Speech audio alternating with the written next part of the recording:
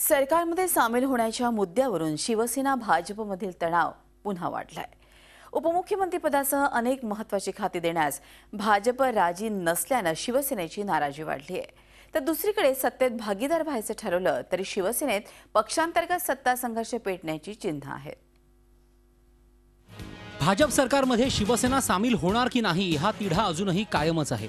शिवसेनेला उपमुख्यमंत्रीपद तसंच अनेक महत्त्वाची खाती हवी आहेत। मात्र सरकारमध्ये उपमुख्यमंत्री पदच नसेल अशी स्पष्ट भूमिका भाजपने घेतली आहे। महत्त्वाची खातीही सोडायला भाजप तयार नाही। एवढंच नव्हे तर सरकारमध्ये 1/3 वाटा द्यायलाही भाजप तयार नाही। त्यामुळे शिवसेनेत प्रचंड नाराजी आहे। याबाबत येत्या 8 नोव्हेंबरपर्यंत वाट पाहण्याची भूमिका शिवसेनेने घेतली आहे। अन्यथा पक्ष आपली भूमिका जाहीर करेल असं आता सेनेनं स्पष्ट केलं। दरम्यान सरकारमध्ये सहभागी व्हायचा की नाही याबाबत शिवसेना नेतृत्वाची अवस्था धरलं तर चावतंय आणि सोडलं तर पळतंय अशीच आहे।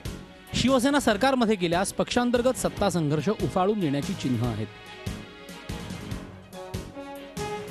विधानसभा निवडणुकीतल्या पराभवानंतर सुभाष देसाई त्यांच्या राजकीय पुनर्वसनासाठी जोरदार मोर्चे बांधणी करत आहेत। मंत्रिपदासाठी त्यांचं नाव शर्यतीत पहिल्या क्रमांकावर आहे।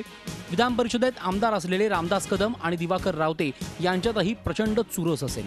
डॉक्टर नीलम गोऱ्हे आणि डॉक्टर दीपक सावंत हेही आपली मंत्रिपदी वर्णी लागावी यासाठी धडपड करतायत। विधानसभेतही काही वेगळी परिस्थिती नाही।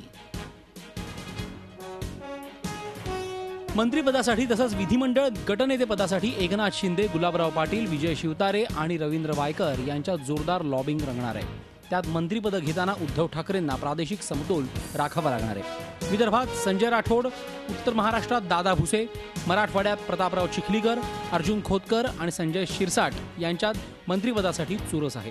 कोकणात नारायण राणेंचा पराभव करून जायंट किलर बनलेले वैभव नाईक आणि राष्ट्रवादी काँग्रेसला सोडचिठ्ठी देऊन नव्यानं शिवसेनेत आलेले दीपक केसरकर यांच्यात स्पर्धा आहे।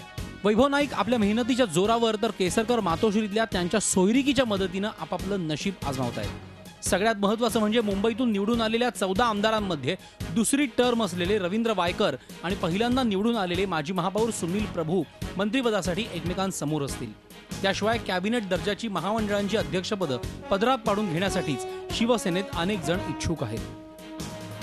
त्यामुळे सत्तेत सहभागी होण्यासाठी कासावीस तर दुसरीकडे कुणाला मंत्रिपद द्यायची यासाठी स्पर्धा अशा दुहेरी कात्रीत शिवसेना नेतृत्व अडकलंय। Bureau report, Zee media. Zee 24 तास रहा एक पाऊल पुढे।